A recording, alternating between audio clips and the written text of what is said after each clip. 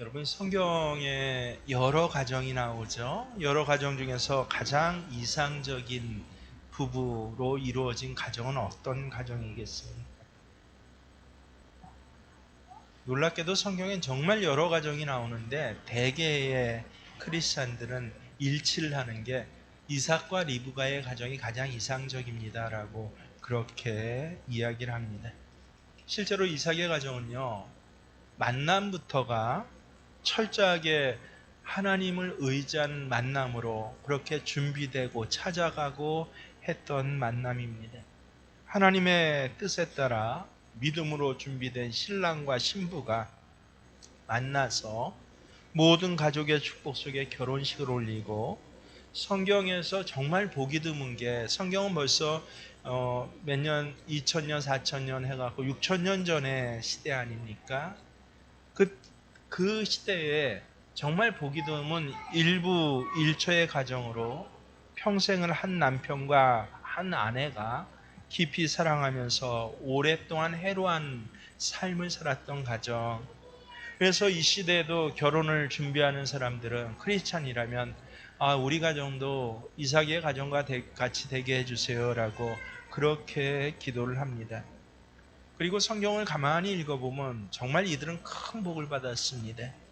얼마나 그 받은 복이 큰지, 흔히 물질적으로만 해도 하나님께서 물질의 복을 주실 때 우리 몇 배 몇 배 몇 배 합니까? 30배, 60배, 100배 복 주세요라고 하는데, 그것이 기원이 아니라 실제 하나님께서는 가장 큰 100배의 복을 삶의 자리, 농업의 자리에서 내리셨다라고, 누구 가정에? 이삭의 가정에 라고 성경에는 기록되어 있습니다. 그래서 얼핏 보면 동화와 같은 이야기처럼 들려지기도 합니다. 우리 잘 알고 있는 동화의 기본 스토리가 있지 않습니까? 옛날에 한 마음씨 착한 처녀가 살았는데, 심술궂은 계모나 이복 자녀들이 못된 짓을 해도 끝까지 선한 마음을 잃지 않았더니 백마탄 왕자님을 만나서 오래오래 행복하게 잘 살았더래요. 거기에 비견될 만한 동화와 같은 그런 가정이 바로 이삭의 가정입니다.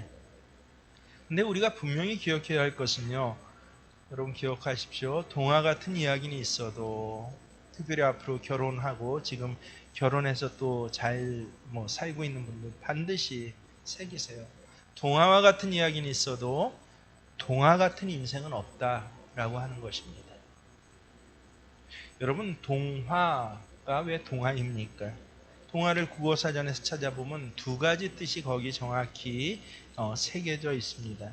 첫 번째는 어린이들을 위하여, 동심을 바탕으로 하여 지어진 이야기 또는 그런 문학 작품을 동화다라고 합니다. 두 번째 뜻은 더 정확합니다. 아이들이 하는 이야기, 이게 동화다라고 하는 것입니다. 그러고 보면 동화 같은 이야기를 꿈꾼다는 것은 인생을 모르고 삶을 모르는 철 모르는 아이들이 하는 이야기가 바로 동화입니다. 근데 인생은 실제로 살아야 하고 냉정한 현실의 삶의 자리를 치열하게 일구어가야 하는 어른들이요, 동화 같은 삶을 꿈꾼다라고 한다면 현실에서 늘 절망하고 실망할 수밖에 없을 것입니다. 그래서 가정에 주신 복이 뭔지를 몰라요. 매일 동화만 꿈꾸면서 저 동화 같은 삶을 살기만을 갈망하는 철 모르는 아이들, 결혼해서도 철 모르는 부부가 될 것입니다. 성경을 자세히 보면요, 이삭의 가정은요, 동화 같은 삶을 살아간 것 절대 아닙니다.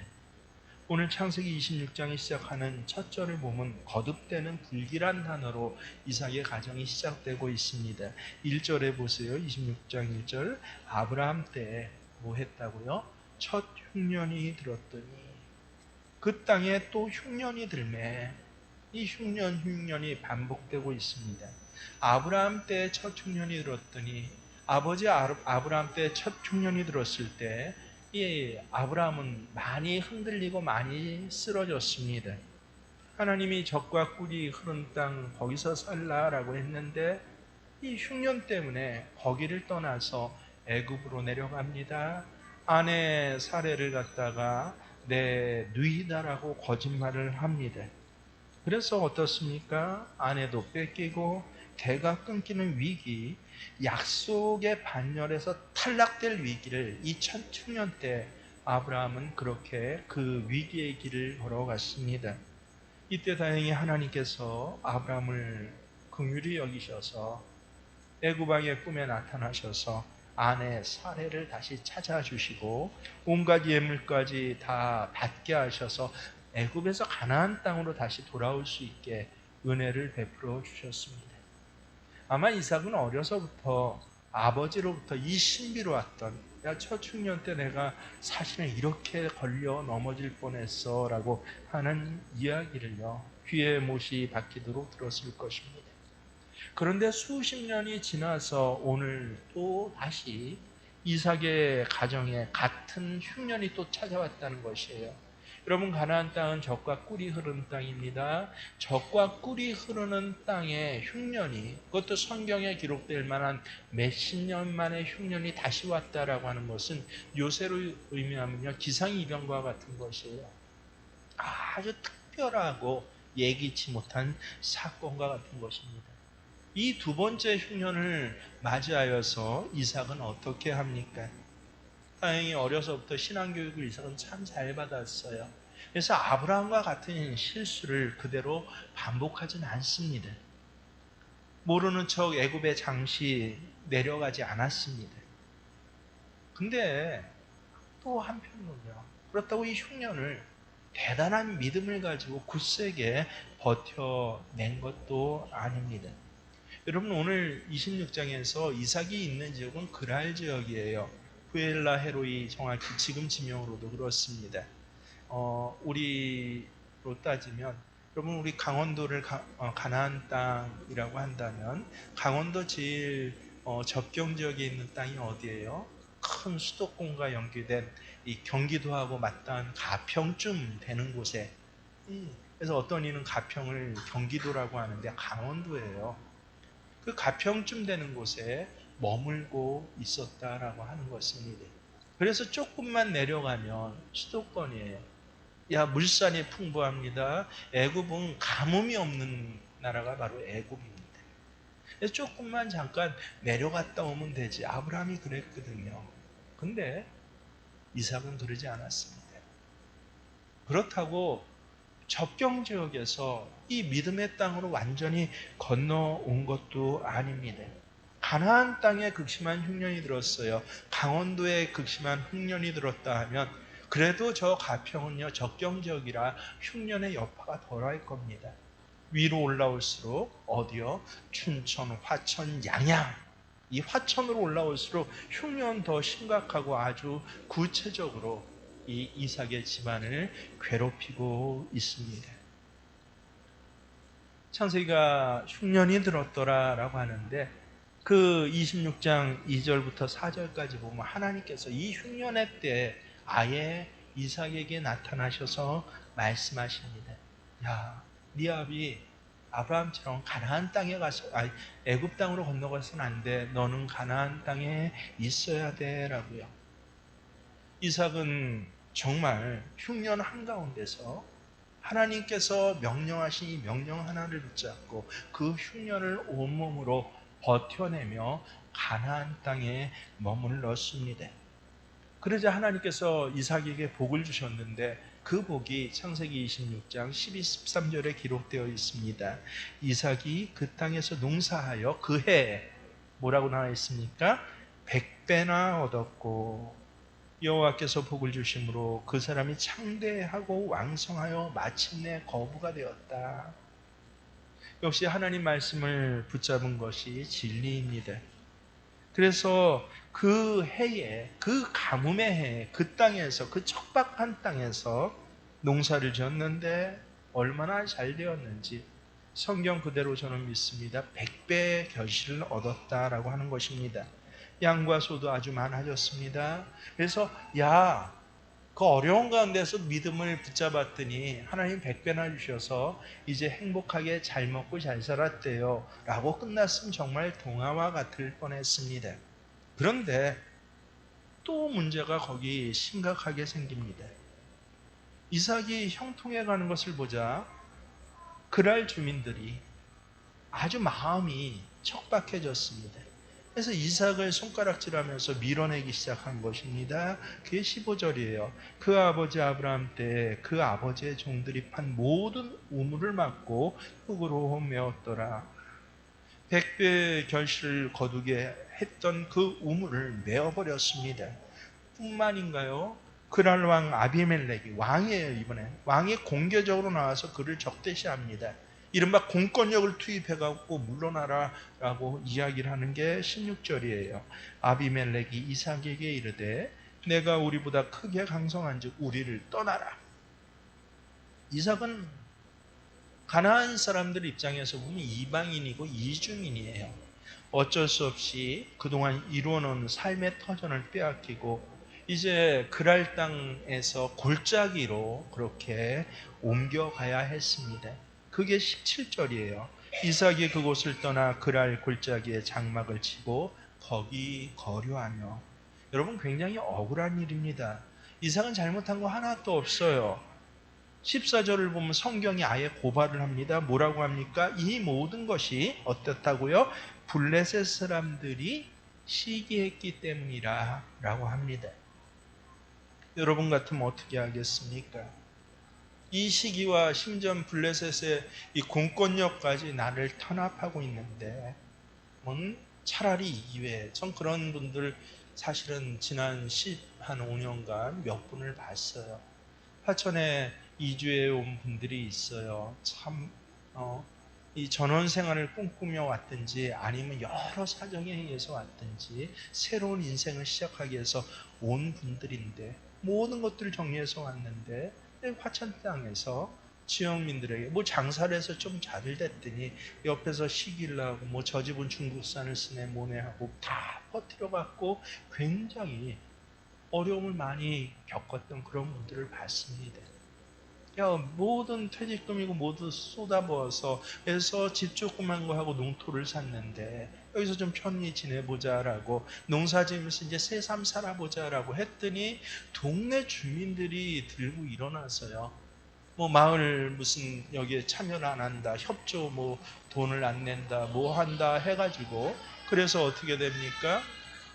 그래서 그 지역에 살지 못할 정도 됐을 때 저는 그 사람들 중에서 그래서 이 화천을 떠난 분을 저는 보았습니다. 실제로 정반대도 봤어요. 화천 땅에서 돈을 좀 벌었더니요. 외주인이 들어 돈을 좀 벌었더니 이제 그 돈을 싸들고 완전히 춘천으로 나가버리는 그런 분들도 보았습니다. 이삭이 똑같은 경우예요. 야, 여기서 이렇게 천대받느니 내가 어떤 사람인데 차라리 어디 가자? 애굽 땅으로 가자 라고 결정할 수도 있었을 것입니다. 근데 신앙 양심이 허락하지 않아요. 그렇다고 이곳에서 이리저리 쫓기면서 엉거주춤 하자니 자존심이 상합니다. 제대로 된 일도 하나도 없습니다. 여러분 세상적인 주판안을 굴려보면요. 애굽 땅으로 내려가는 것이 합리적이고 이성적입니다. 아니 왕까지 나서서 너 이곳에서 나가 하는데 어떻게 할 것입니까? 혹 처세술이 능한 사람이라면요. 군수를 찾아가고 그랄 아비멜렉을 찾아가서 타협해 봅니다. 내가 시정에 이렇게 도움되겠습니다. 뒤로 당신에게 이런 것을 좀 주겠습니다. 그러니 이 흉년이 끝날 때까지만이라도 나를 좀 머물게 해주세요. 이런 갈등과 위기와 여러 가지 머릿속에 떠오르는 길 중에서 과연 이삭은 어떤 길을 선택했습니까? 이삭은 합리적인 방법에 따라서 애굽으로 내려가지 않았습니다. 비굴하게 아비멜렉에 애원하지도 않았습니다. 이삭은 하나님이 함께 하실 것이다 라고 하는 약속을 붙듭니다. 그 약속을 붙들고 고난 속으로 더 깊이 들어갔습니다. 그래서 가평에서 머물다가 거기서 핍박을 받으니까 잠깐만 넘어가면 저 호원인가 그렇잖아요. 경기도 지역으로 한 발 넘어가면 되는데 아니요. 그렇다고 거기서 엉거주춤 이 사람 저 사람 눈치 보면서 그렇게 지낸 것도 아니라 어떻게 했다고 해요? 놀랍게도 북으로 이 화천까지 그렇게 들어왔더라. 훨씬 가뭄이 심하며 훨씬 문제가 많고 먹을 것도 없는데, 그래서 성경은 그 여정을 어떻게 해요? 그랄에서 어디로? 에색으로 쫓겨났다가 에색에서 신나로, 그리고 신나에서 르호봇으로 몇 번이고 삶의 터전을 옮기는데, 놀랍게도 그 방향이 점점 가나안 중심으로 해요. 그야말로 신앙의 결단입니다. 다툼을 피해서, 여러 가지 문제거리를 피해서 도망간 것이 아니라, 이 다툼과 문제거리가 있을 때 어디로 갔다고요? 가나안 중심으로 더 치열하고 더 먹을 것이 없는 그곳으로 갔더라. 제가 늘 말씀드리죠. 우리의 삶의 신앙의 방향이요, 아프니까 오히려 예배에 더 충실하고자 하는 것, 바쁘니까 오히려 기도의 자리에서 기도하지 않고는 내가 도무지 이 삶을 너무 바쁘고 힘들어서 못 살겠어요 라고 기도의 자리에 더 엎드리는 것, 힘들어서 오히려 봉사의 자리에서 더 헌신하는 것, 바로 그런 방향으로 이삭이 움직여 갔다라고 하는 것입니다. 세상적으로 보면 굉장히 바보 같은 짓이에요. 그런데 그런 이삭에게 하나님은 뭐를 말씀하십니까? 평화를 허락하십니다. 그게 바로 22절부터예요. 이삭이 거기서 옮겨 다른 우물을 팠더니 그들이 다투지 아니하였으므로 그 이름을 르호봇이라 하여 이르되, 이제는 여호와께서 우리를 위해 넓게 하셨으니 이 땅에서 우리가 번성하리로다 하였더라. 르호봇은 넓은 터전이란 뜻이고, 이 안에는 뭐예요? 이제 다투지 않아도 돼요. 이 사람 저 사람 계속 와서 찔러대고 시기하고 질투하고 온갖 부정한 방법으로 이삭을 몰아댔지만, 성경이 뭐라고 그래요? 그들이 이제는 다투지 아니함으로 다툼도 사라졌습니다. 평화가 찾아왔습니다. 고진감래라고 온갖 고난 가운데서도 믿음을 붙잡았더니, 야, 하나님께서 달리다는 결실을 주셨어요. 얼마나 행복하고 감사합니까? 그럼 오늘 이삭의 이야기는 여기서 끝을 맺어야 합니다. 그런데 이 고진감래에 이 결실을 얻고 나서 이삭은 전혀 뜻밖의 행동을 하는데, 23절부터예요. 무슨 행동입니까? 이삭이 거기가 어디입니까? 르호봇. 야, 다툼도 없고 이젠 땅도 넓고 이제 평화가 임했어. 흔히 그러죠. 경제적으로 굉장히 어려운데 식당 생활 한 10년 했더니 이제 월세인 가게를 이제 내 소유로 그 등기를 옮겼어요. 가게도 이제 잘 됩니다. 이제 한 10년 했더니 지역민들도 야, 이방인 취급 안 하고 한 가족 취급을 해줘요. 그래서 다툼도 없어지고 참 잘 됐더라. 야, 이제 좋아요.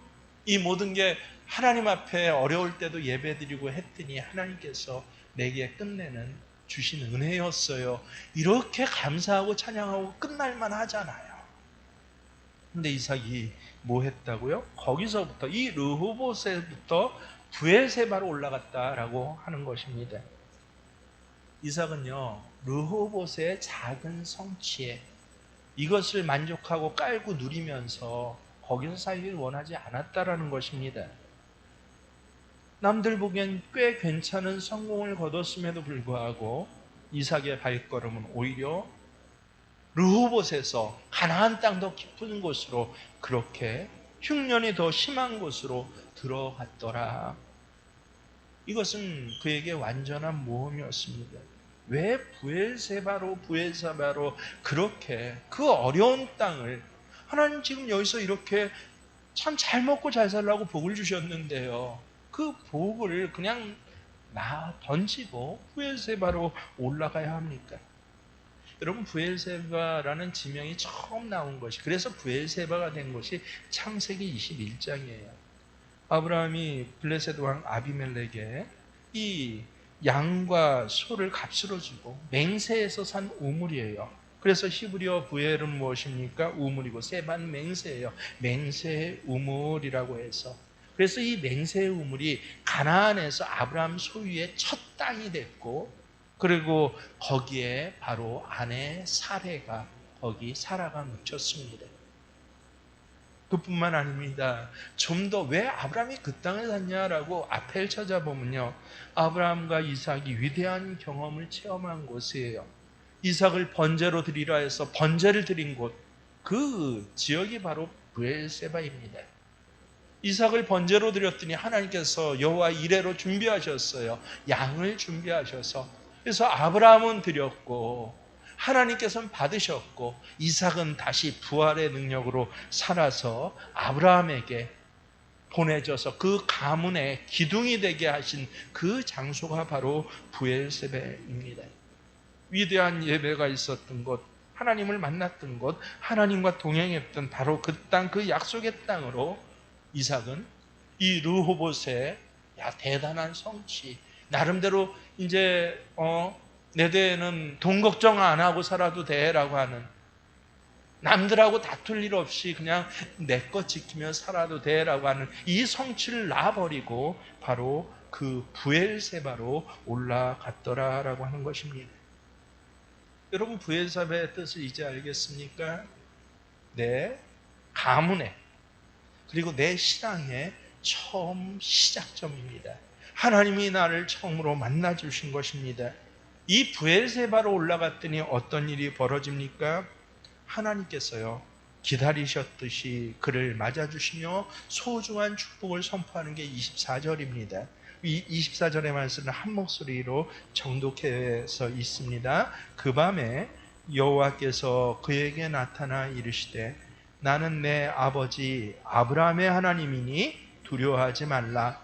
내 종 아브라함을 위하여 내가 너와 함께 있어 내게 복을 주어 내 자손이 번성하게 하리라 하시니라. 여러분, 오늘 이 24절까지 오는 동안 26장 1절부터 이삭은 굉장히 많은 싸움을 벌여야 했습니다. 굉장히 긴박한 상황에서 여러 결단들을 해야 했습니다. 블레셋 사람들과 살기 위해서 신경전을 벌일 땐 하나님께서 여러분 아무 말씀 안 하셨어요. 놀랍게도요. 그런데 오로지 하나님, 내 아버지 때부터 주셨던 그 약속을 붙잡고 이 평안도 뒤로 한 채 브엘세바로 올라오자. 가나안 더 깊숙한 땅, 지금 눈에는 더 가뭄이 짙고 문제가 많고 먹을 것이 없는 이 땅에 올라오자. 비로소 하나님께서 이삭에게 나타나셔서 말씀해 주셨다는 것입니다. 하나님이 이삭에게서 나타나서 하신 말씀이 무엇입니까? 첫째로 두려워하지 말라라고 하는 것입니다. 지금 이삭에게 가장 문제가 되는 게 뭐예요? 여러분이 만약 그랬다고 생각해 보세요. 야, 잘 되는 식당 그냥 팔아버리고 내버려버리고 참 척박한 땅으로, 내 아버지의 믿음의 땅, 내 신앙의 시작된 땅으로, 하지만 가뭄이 더 급한 땅으로 그것으로 올라왔다면 뭐가 제일 문제겠습니까? 두려움이에요. 나 나름대로는 신앙을 선택했다고 했지만 정말 이 땅에서도 먹고 살 수 있을까? 이 땅에서 정말 여러분 내가 살 수 있을까? 작은 경험은 했어요. 그해 그 땅 그랄 지역에서 믿음을 붙들었더니 100배로 하나님 주셨어요. 과거의 신앙의 경험이 있잖아요. 그래서 계속 믿음을 선택했지만 결코 쉽지 않습니다. 이제는 완전히 본거지를 옮기는 일이에요. 우물을 팔 때마다 우물이 나왔던 그런 신기한 경험. 이상하게 다른 집은 장사 안 되는데 우리 집만 잘 돼요. 참 이상하죠? 이상하게 내 아들, 내 딸 뭐 제대로 가르치지도 못해요. 이 척박한 시골에서. 근데 내 애들만 쑥쑥 잘 되고 좋은 대학 가고 좋은 직장 얻네요. 신기해요. 그런데 그 모든 것들을 버려두고 신앙의 원점을 찾아갈 때 드는 두려움이 뭐예요? 한마디로 정말 내가 잘하고 있는 걸까? 정말 이래도 되는 걸까? 눈에 보이는 결과는 물질적으로 물도 떨어지고 있고 양식도 없어지고 있습니다.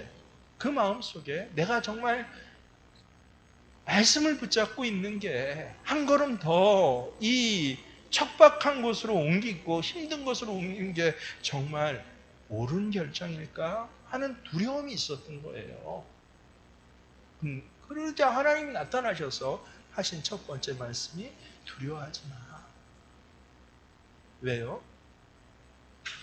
오늘 이 자리에까지 나를 인도해 주신 하나님이 믿음을 선택한 이삭을 더 세밀하게 인도해 주시겠다라고 두려워하지 말라는 것입니다. 두 번째 하나님 하신 말씀 뭐예요?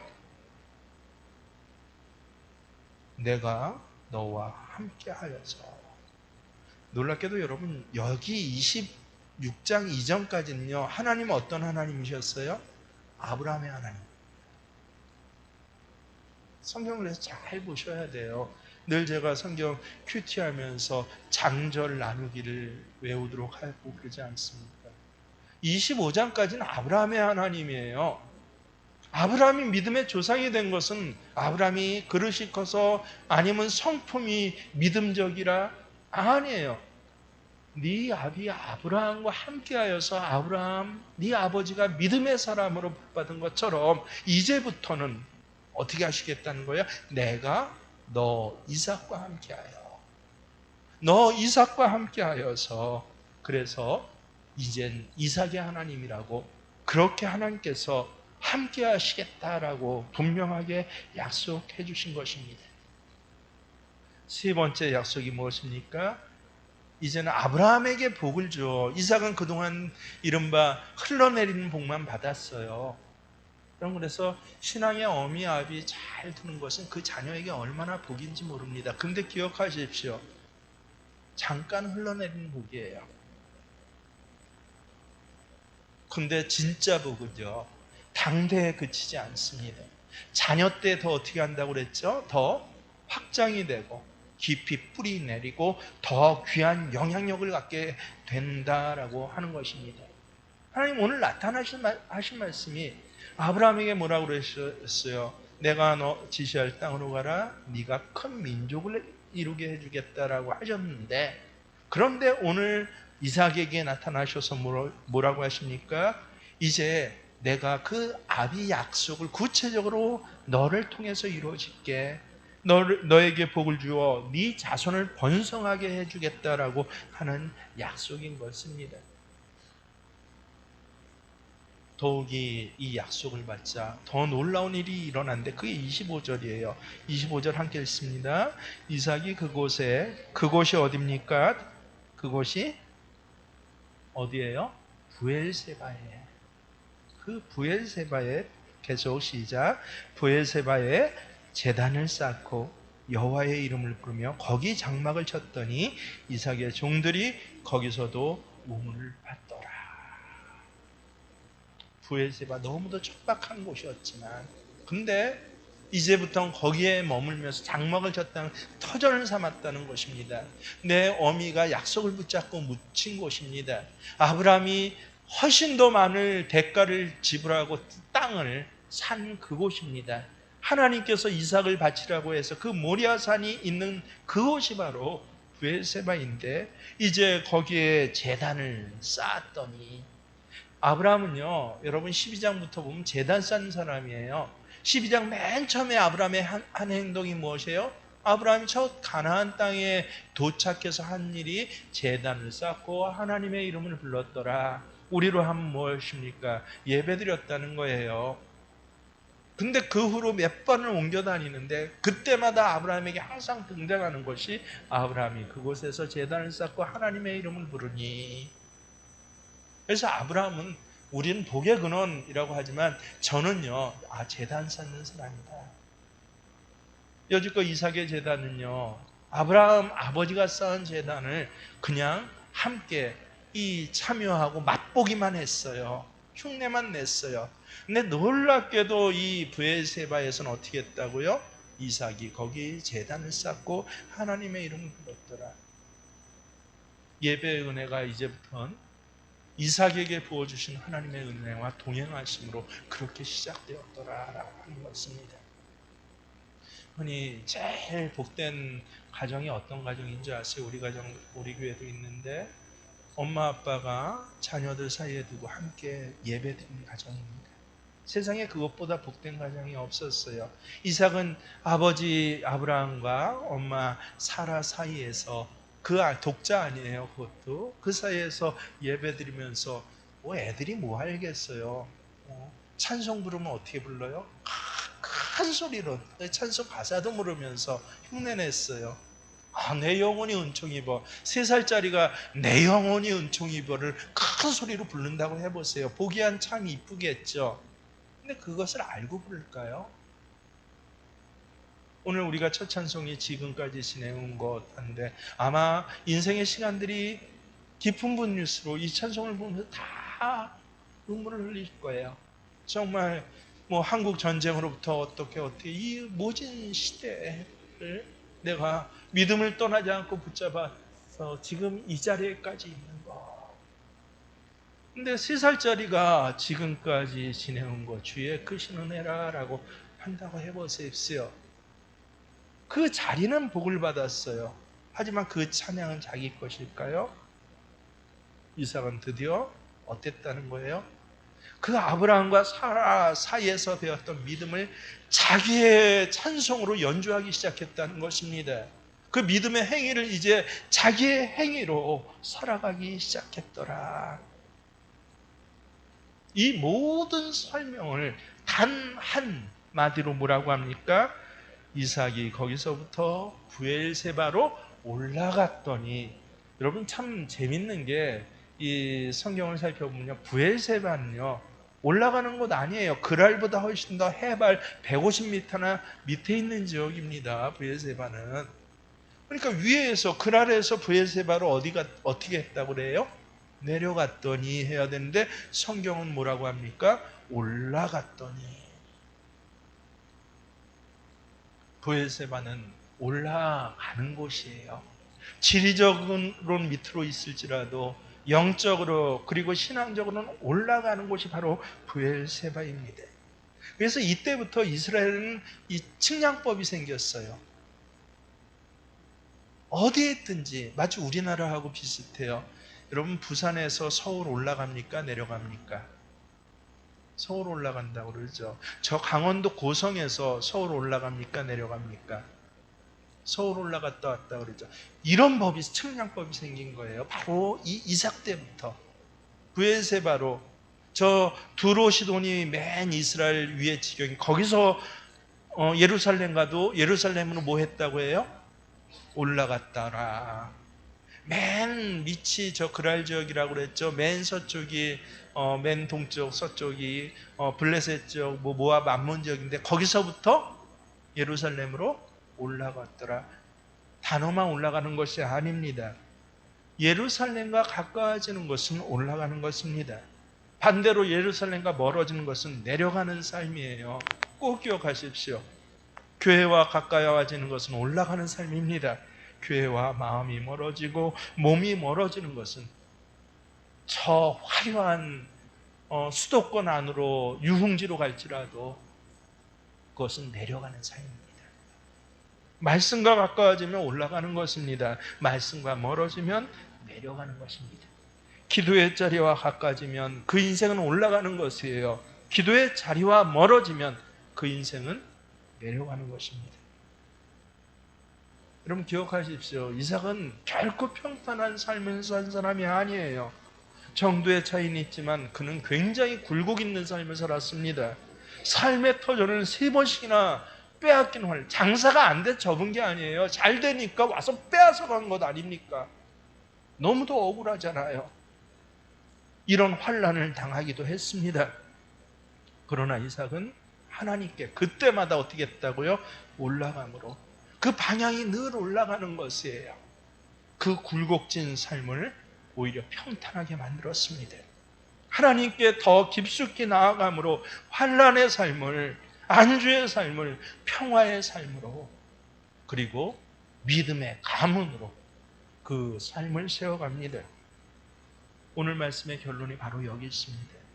여러분의 삶의 자리가 꼭 통째로 사람으로 인하여, 물질로 인하여, 혹은 공권력으로 인하여서, 주변 음모자들로 인하여서, 여러분의 건강으로 인하여서 문제가 되고 흔들릴 그 고난 속에서 여러분은 무엇을 선택합니까?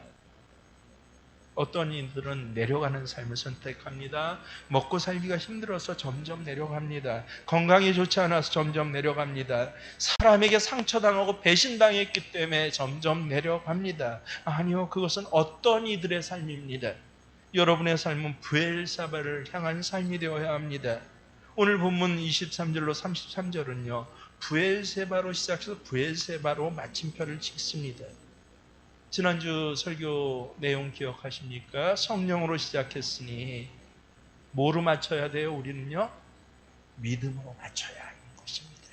그게 바로 우리를 향하신 하나님의 뜻이고, 오늘 이 자리에까지 나오게 하시고 예배드리게 하신 하나님의 음성인 것입니다. 여러분의 인생도 브엘세바로 시작해서 14년 전 이곳에 교회의 터가 세워질 때 여러분 무엇으로 시작하셨습니까? 7년 전 그렇게 교회가 어려울 때 여러분 과연 어떤 헌신과 어떤 지체로 살아왔습니까? 저 코로나 시대에 여러분의 신앙의 자리, 예배의 자리, 헌신의 자리는 어디에 있었습니까? 오늘 이 자리에까지 올라오게 하신 하나님, 이제 마지막 선택입니다. 브엘세바로 올라가자.